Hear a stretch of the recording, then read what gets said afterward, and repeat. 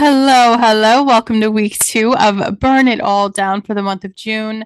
Of course, this one is going to get a little personal. We are not just ditching the grind culture, we are torching fake discipline, the inherited blueprints and the schedules that really have been serving our survival instead of our calling. So, this week is going to be about sacred structure, like the kind that's going to honor your body, hold your purpose, and it flows from devotion, not domination. Okay. If it wasn't built in freedom, it's getting burnt down. We are rebuilding something holy. Okay. Um, Before we jump into this episode, I just want to talk to you guys a little bit about a non-negotiable product that I take and I super, super love.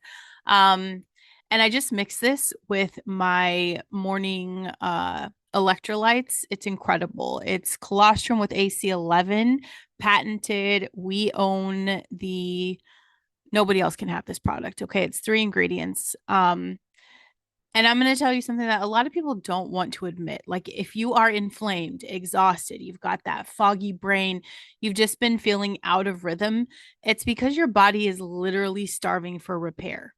Not that caffeine, okay? Not hustle, not another cleanse. It's looking for cellular repair, like immune repair, gut lining repair. And this is exactly why I take the colostrum with AC11. And I will say it again for the overthinkers in the back. This is not just another bullshit wellness trend. Okay. This is what your body has been screaming for. This is what makes it non negotiable. 3 ingredients. No synthetics, no fillers, no sugar laced distractions. Okay. AC11 is a compound that literally activates DNA repair.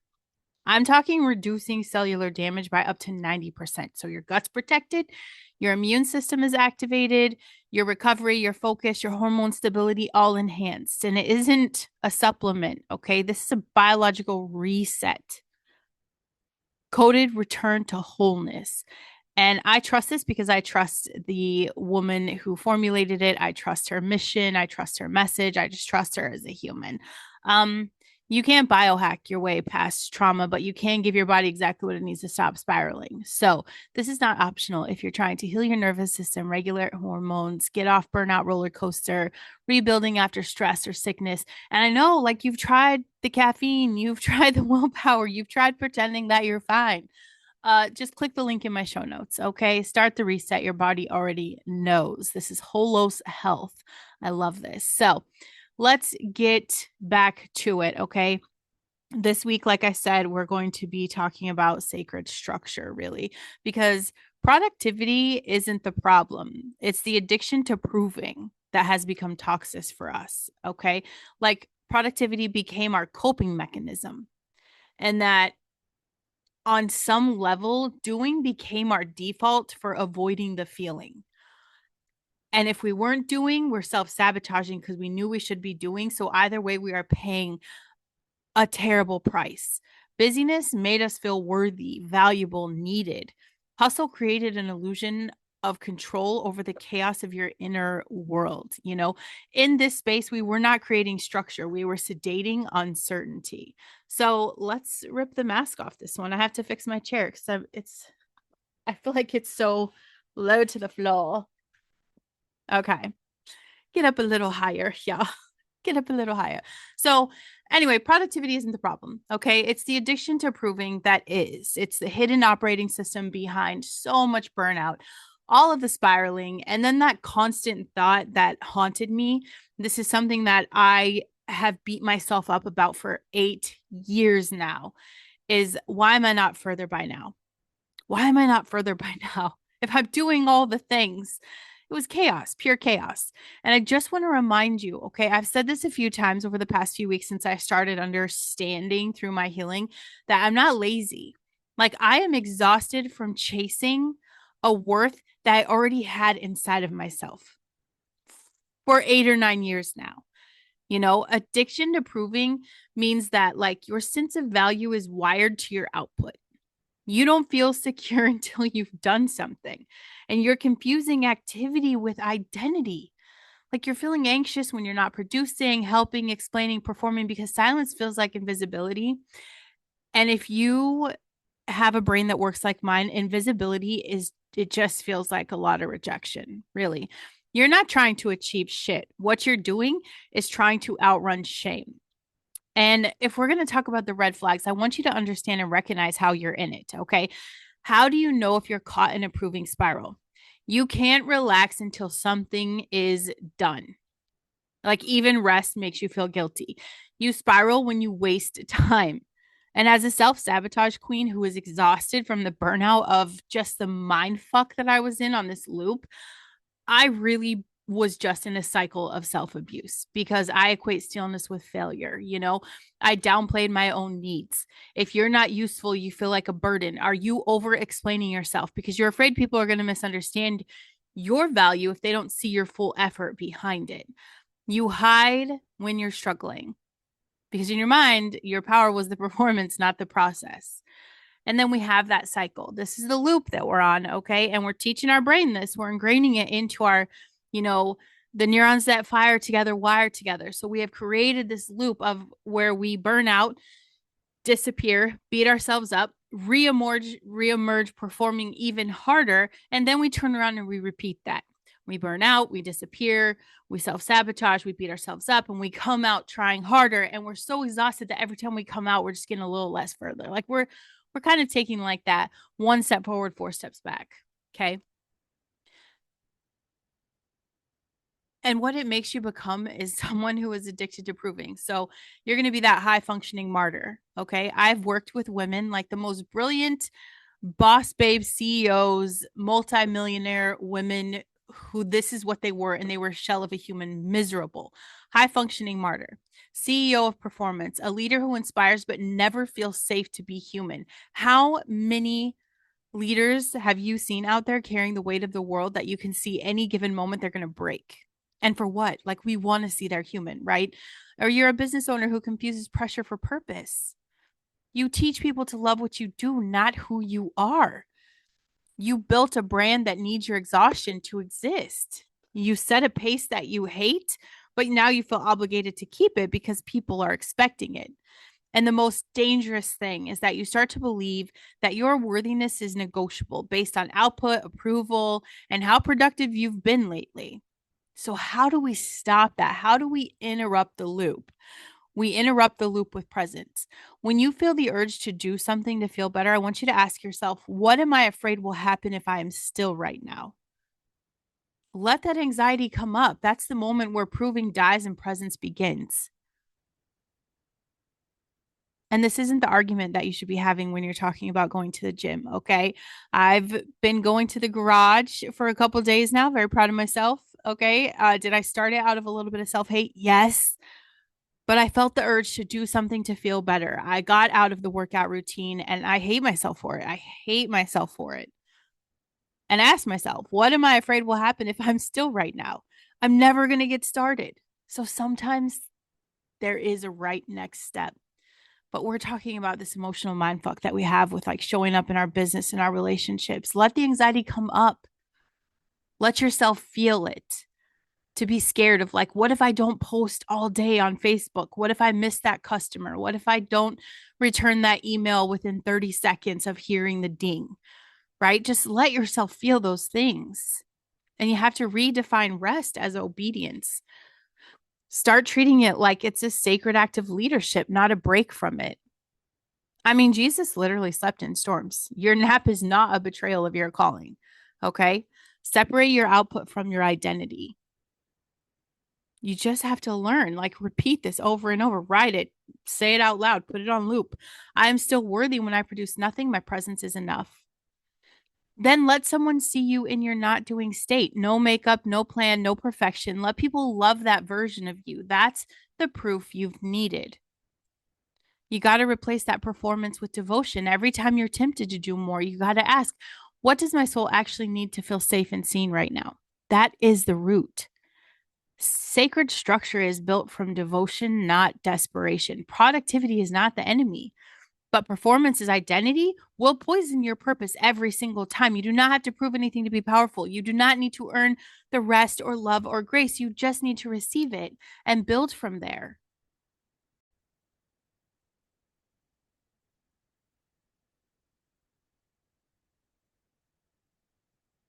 Your nervous system isn't lazy, it's just in survival.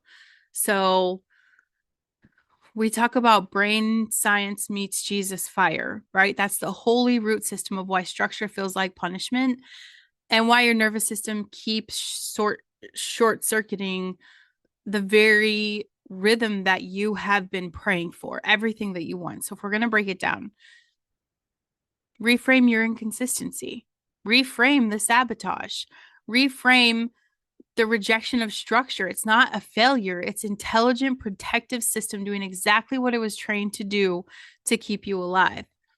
Because the truth is, you don't hate structure. Okay. I think that my demand avoidance brain tell me what to do and it'll be the last thing I do, right? Like I have a neurospicy brain and there's a lot of things that don't work for me. And something that I've avoided this entire time and something I had to really focus on 2 weeks ago, I think was my come to Jesus talk about structure. I don't hate structure. I hate what structure used to cost me. So I sabotage routines that feel forced. And that's what happens when your brain senses pressure without that safety. Your nervous system is scanning every structure for one thing. Is this safe to attach to? Your brain is not your enemy. It's just keeping you safe. Okay. If the routine feels rigid or, imposed or full of shoulds, it triggers that learned helplessness. And that's a trauma response where you unconsciously say, like, if I can't do this perfectly, I will not do it at all. If I follow this, I'll disappear again. If I do this every day, I'll lose my freedom. The sabotage is your body's way of saying, I've been controlled before, I'm not going back. And that is not laziness. That's nervous system rebellion against pressure that feels like prison, really. And trauma taught you to equate stillness with danger. That's what happened. The things that have fucked us up, that is why we work the way we work. When you experience emotional chaos or abandonment or ongoing tension when you're growing up, your brain starts equating hypervigilance with safety. Movement, action, noise, activity equals signs of survival. Stillness means something was about to go wrong. We get the same feeling when we have kids, right? We know when it's quiet, something's going on, right? So we run. But your amygdala is the fear center of your brain. And it's going to start throwing the fire alarm when you stop to breathe, when you sit in silence, when the to-do list is empty, when there's a margin in your day. Stillness feels like danger because the last time you were still, you got blindsided, okay? Your body got addicted to motion, not because it loved it, but because it feared what it would happen without it. So your identity just got fused with doing instead of being. Somewhere along the line, you got more love, attention, and approval when you were helping other people, when you were showing up strong, fixing the vibe, being useful instead of vulnerable. And that became your reward loop. Do something, be something, prove something. That equals being safe. You didn't just learn to work hard, you learned to anchor your worth in your performance. And every time you try to just be, it feels like identity death, like abandonment. Ideally, it felt like collapse to me. So you've built this self concept based on output, and any structure that told you to slow down and just follow the steps felt like erasure of one of the things that made you feel valuable. Your nervous system rejects systems that mirror pressure or perfectionism. A structure resembles the pressure of childhood perfectionism, the control of religious legalism, maybe shame based grind culture of entrepreneurship. That really grinds my gears. Okay. The emotional labor of being the strong one. Your body's going to say, hell no. Because to your subconscious, that system equals self abandonment. Your brain interprets that structure as something that costs you your safety, your identity, or your sovereignty. So you freeze, you delay, you binge, you ghost, you distract yourself with creative chaos and spiritual side quests. Okay. Not because you're broken, but because your nervous system is scanning for a threat, not success. Hello. I know that was just a huge truth bomb for you. Your nervous system is freaking the fuck out because it's scanning for the threat, not success. Perfectionism is always a threat to the soul. When we're just built to breathe. And Jesus didn't come to save your soul. He came to regulate your nervous system too. It's a package deal. He is the Prince of Peace. Peace is the absence of threat, which means any structure built from fear is not from him. You stop rejecting structure by building it with yourself, not against yourself. Including rest as a rhythm, not a reward. Making room for your body and spirit to agree and asking, does this make me more free or more performative? The bottom line is you don't need a stricter structure. You need a safer structure, spirit led, trauma informed, emotionally anchored, because your nervous system is not your enemy. It's your internal prophet warning you that what worked for the world does not work for the woman that God is raising you up to be. And that sacred structure starts with the rhythm, not rules. So for the month of June, we are burning down performance culture. We're rebuilding from the altar. This is the real work, shifting from structure that dominates you to structure that delivers you. So we're not white knuckling our routines anymore. We're not overscheduling and calling it discipline. Okay. It's sacred structure. And that's how you move from performance to rhythm. And there's no rules. Structure that honors your soul doesn't demand. It listens. It doesn't punish. It protects. The shift just isn't strategic. It's spiritual. So this is aligned priorities and emotional honesty are how we build on that sacred structure. A lot of people plan their week based on what they think they should do, what they're afraid they'll fall behind on, and what other people are expecting.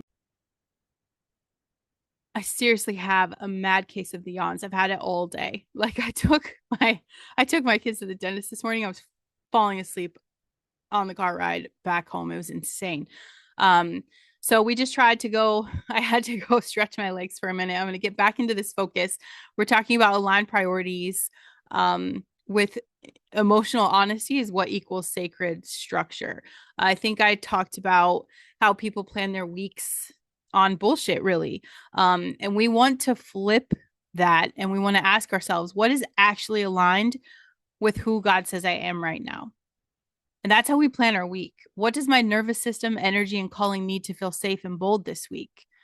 What am I avoiding emotionally, and how is it showing up in my calendar? You guys, emotional honesty is a structure building tool, literally. Your structure should not require you to bypass how you feel. It should hold space for how you feel without letting your feelings drive.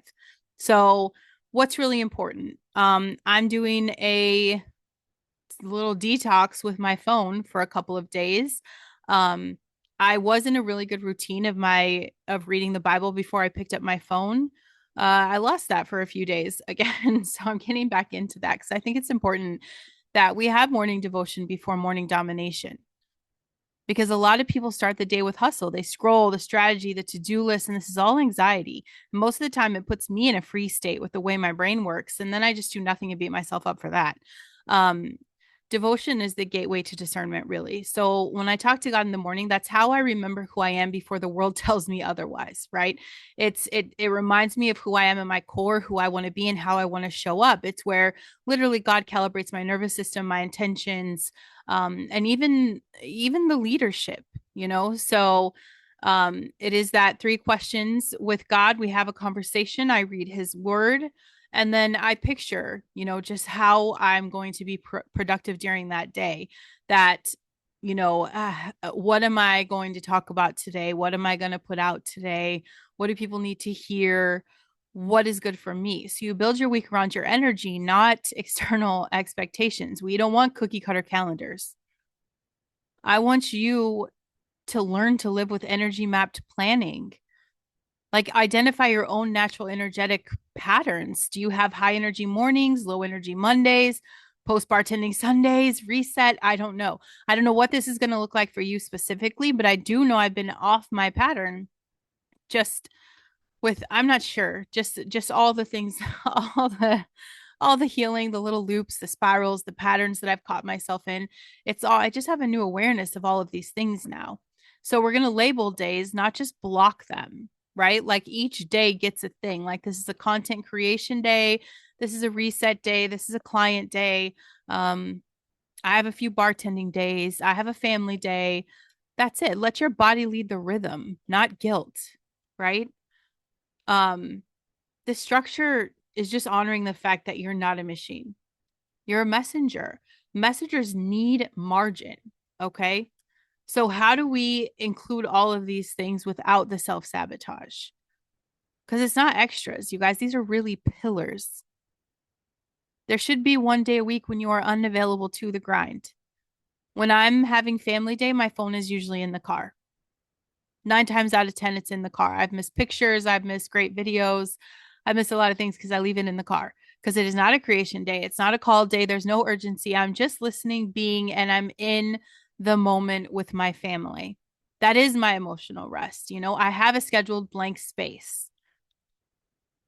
I have that time where not unscheduled that gets filled with laundry and phone calls, but like real soul space. I have this non-reactive time. I make sure I have this. No obligations, no answering to anyone, just me in that moment with God. There's a lot of things that help people too, like doing the food prep, making like nourishment automatic, not perfect, not aesthetic, like what supports your nervous system to not spiral during a lunch or a long day or a cycle crash. You have to prep for resilience, not restriction.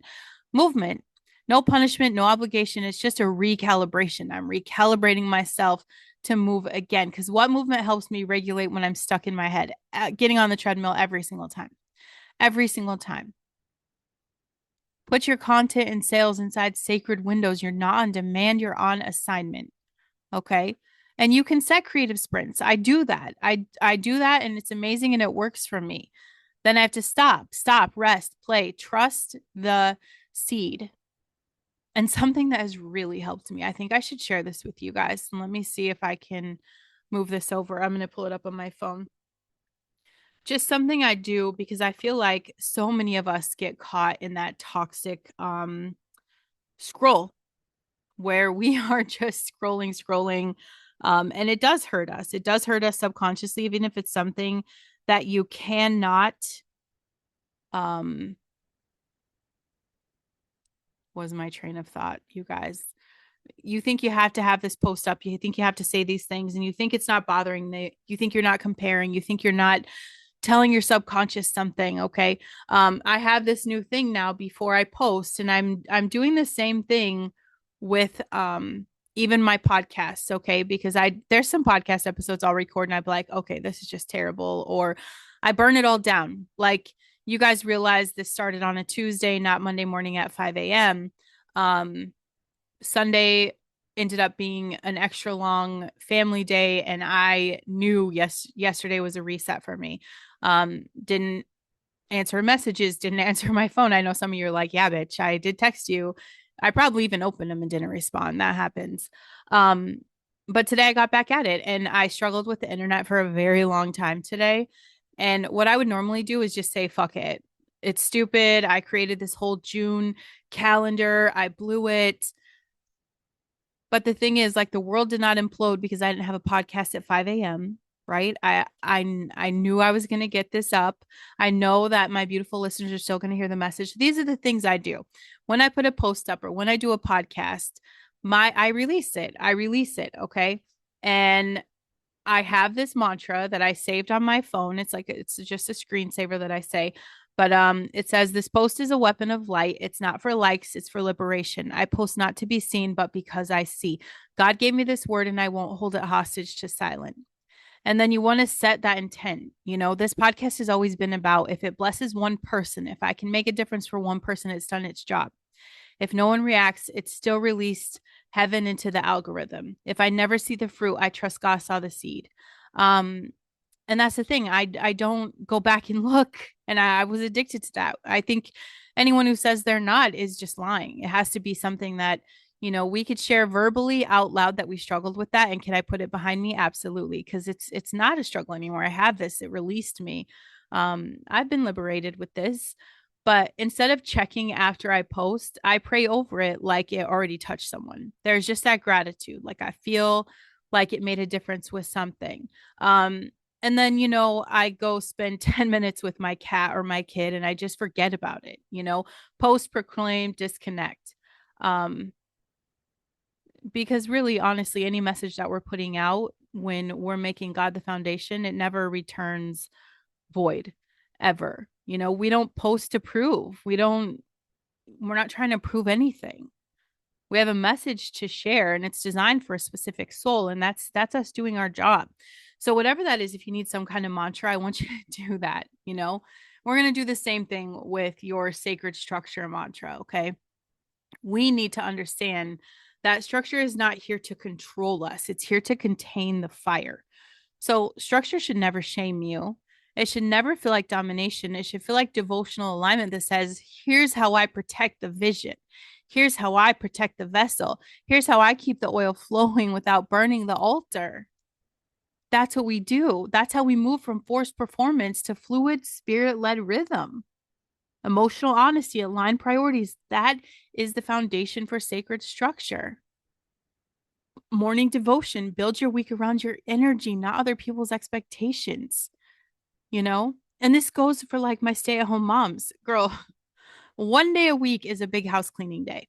Do I, I'm envious of the people that can wake up and like every single day they have a house project. I kept my kids alive today. I kept my kids alive.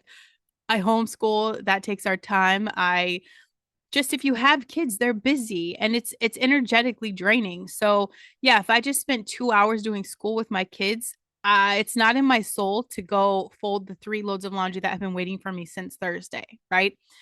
And I'm freeing myself from beating myself up for that. It is literally, I'm going to celebrate that I have a really great schedule set out right now where I clean the house really, really good one day a week and then just fight for my life the rest of it, in a way that fits my energy. I love this. But do the things like include that Sabbath, include that emotional rest, include the food prep, the movement and building business, all of this in a way that supports you. I always thought it was evil, but it's not. Structure isn't evil. It's just been weaponized. Now we're reclaiming it as a spiritual tool. So, what are we building instead? Devotional productivity. That's a core frame that separates grindpreneurs from kingdom led creators. You're not here to build from pressure, you're here to build from presence. I want you to step into the power of being that kingdom led creator. And you guys, if you have not checked out, if this is also in the show notes, you could try this for 5 days free. But I have an incredible Christian app that I know a lot of entrepreneurs. It's actually a network marketing devotional. Like you can share this and actually get a kickback. So, not from the 5 days free. Okay. So, you could try that. I'm not getting kickback from that. But if you love it, there is a kickback for me. And I love that. But no, it is this guy, Graham, is just incredible. I love listening to him. His team is amazing. And they never make me feel out of place. Like there's some things, I'm never going to be that cookie cutter church girl. It's just not, it wouldn't come natural to me, and I'm not meant to be watered down. God's going to use me how he's going to use me, and people are going to judge that whether I like it or not. And it's okay. This app here, though, I am telling you, he will speak to you exactly where you are. So if you are someone who is definitely fitting that cookie cutter church, I love you for that. There is a part of me that will always be envious of that. Okay. You hold a different core piece, right? I'm vulgar. You're just peace. I think that'd be the separation for us. But kingdom led creators. So this is a great app. I'm telling you, you guys should really check it out. 5 days for free. You will thank me for that, honestly. So anyway, so I want to break down devotional productivity. Okay. Because discipline without devotion is literally, it's just burnout. Like you're not called to wake up and get shit done. You're called to wake up and get aligned. And then we act with the fire. Discipline is saying do it no matter what. Devotion, okay, it's all about that perspective. You take two people and put them through the same thing, and it's that perspective that's going to determine their peace and their joy and their happiness. You're going to wake up and you're going to be led by discipline. You're going to say do it no matter what, and you're going to have resentment, burnout, anger. Devotion says do it because I'm led. You're going to be empowered, held, and honored.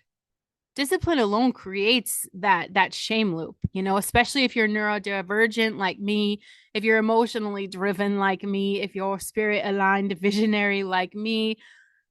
Discipline collapses when motivation dips. Devotion anchors you when motivation disappears because it's not built on hype. We aren't about the hype. I'm not going to bullshit you about the things you can do or what's possible. Just going to help you see that it is possible. We want holy alignment. So devotion creates consistency as a byproduct, not a weapon. What would a devotional business rhythm look like, right?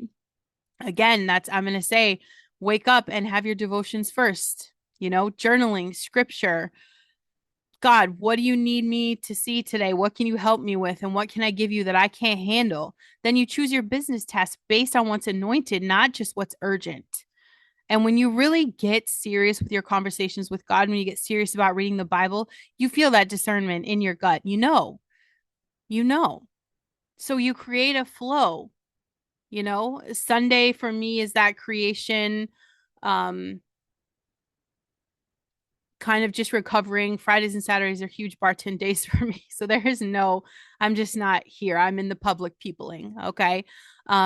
Monday is usually just my system reset. And then Tuesday through Thursday, that's business hours for me. With sacred windows, I don't just sell and message people all day long. It is a 24-hour, reach out, reach back, reply time, right? You figure this out. You find something that is safe for you, that feels aligned and doesn't feel forced, right? Because the Sabbath is non-negotiable, and that's spending time with God, right? That emotional margin, having blocks with nothing scheduled, that is so important. Movement, nourishment, rest, weave this into your rhythm. You're not just working, you're tending the temple. Um, and consistency is really an overflow of clarity. It's not the goal. People chase consistency because they're afraid of being forgotten. But true consistency isn't about doing the same thing every day, it's about staying in alignment every single day. And I guess that's my big message for today with the podcast, is that I'm staying in alignment. This message is put on my heart. I've got a whole month planned out, like very excited. Even this week, I'm still excited. It's the second weekend, and that's not normal for someone who has a brain structure like mine, who is emotionally driven. It's not always normal. And especially if something messes up what I have planned, um, I think that happens to everybody. I mean, I just did that to my husband the other day. He had a vision of a day in his mind, and I brought up something different, and it definitely triggered him. And the next day he was like, God, I see what happened. Where he could communicate, where he had something planned, and I threw a little wrench in that plan and tried, I pretty much derailed his plans. It was just a lack of communication, very simply said, right? But that's what happens. Like, I didn't plan on not being able to record Sunday morning. That was not my plan. I didn't plan to not have internet all morning today. I didn't plan on yesterday not being able to get in here. But it wasn't in alignment. It would have been forced. It wouldn't have felt like flow. And now it stays like flow, and I'm not beating myself up because it's not that consistency. It has to be 5 a.m. every day. True consistency is really just about staying in alignment. I'm here to share a message, you know? And that devotional clarity, we have to get clear on, like, what is mine to carry today?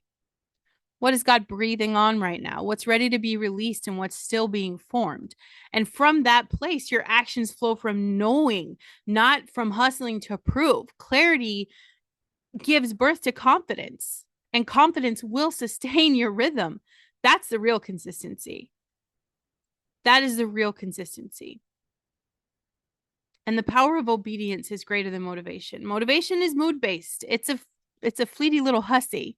Obedience is spirit based.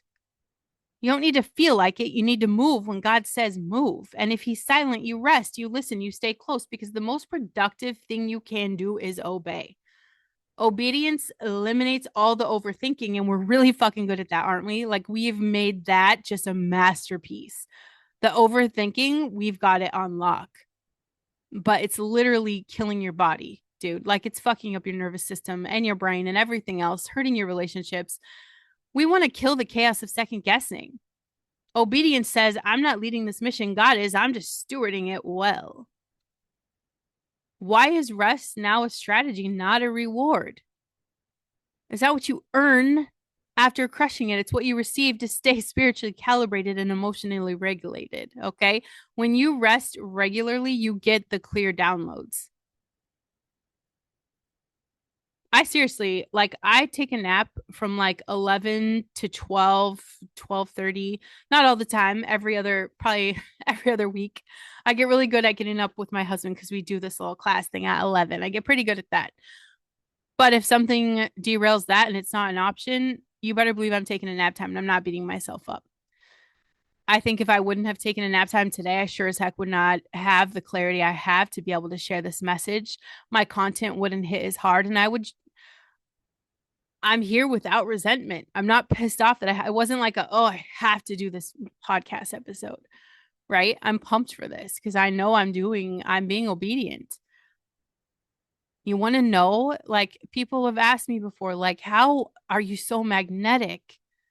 And what happens is when you show up in obedience and when you show up in the truth and you show up in the raw potential of who you are and you're not trying to hide shit. We're not bringing fluff. I'm not blowing smoke up your ass. I'm not the Instagram princess any more than I am that, cookie cutter church kid, right? I'm not any of those things. But I can magnetize people who value my peace because of that honesty and that obedience. I rest because I trust. I don't need to control every outcome. I trust the seed. I trust what I'm doing. I trust the cycle. I trust the silence. I didn't.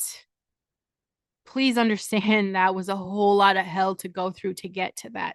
It was that refinement. And I needed it. I'm not mad at all the years I've wasted in the cycle of self sabotage. I needed to be here in this moment to really learn what it was to trust the silence, to really know that what I thought was a great relationship with Christ was just built on the fear, not faith. And that explains why I would be so judgmental for people that always preached fear, right? Because you see the truth in what people say when it bothers you. If someone's doing something and it bothers you, there's some kind of truth that's touching you on. And I would see these people, these Christians that are just like coming from a place of fear all the time, like so worried all the time. And I'm like, that's so gross. Like, it's an ick to me. God is love, right? And yeah, that was great for a long time until I realized I still was moving in a lot of fear. A lot of fear. You're not here to build like the world builds. You're here to build from the throne room where devotion fuels action, where obedience fuels results, where peace leads productivity and doesn't follow it. I want you to build something like a business that breathes. Consistency is an overflow of clarity, not the goal. I want you to have a body that's honored, a voice that's not rushed, a leadership model that starts at the altar, not with the algorithm. And I get it. You thought you were addicted to achievement, but really, you were addicted to not feeling like a failure. Now we're taking the steps to build something holy, really. And I used to think, being productive meant I was powerful. And I used to think structure had to hurt to work. I used to think rest was earned. I used to think if I wasn't hustling, I was failing. And now, welcome to June because I'm burning that lie to the ground. I've tasted what it feels like to build from devotion, not desperation. I'm not going back. Productivity was my drug. It numbed me, distracted me, gave me false permission to avoid my emotions and my truth, but it never delivered what my soul needed. Now I don't grind. I listen. I don't push. I partner. I don't hustle to earn peace. I protect peace like it's the most sacred part of my calling because the truth is, it is. I'm not building from urgency. I'm building from the altar. And if you're still caught in the cycle, perform, crash, disappear, repeat, it is time to come home. Okay. Structure was never meant to strangle your spirit, it was meant to carry your calling. And now we can start building something holy. If this hits you like a holy wake up call, I want you to share this episode. Drop me a DM with the word devotion or screenshot your calendar and start making space for rest, rhythm, and realignment. You are not lazy. You are just done letting survival run your schedule. Let's build different. I love you guys. I will see you tomorrow.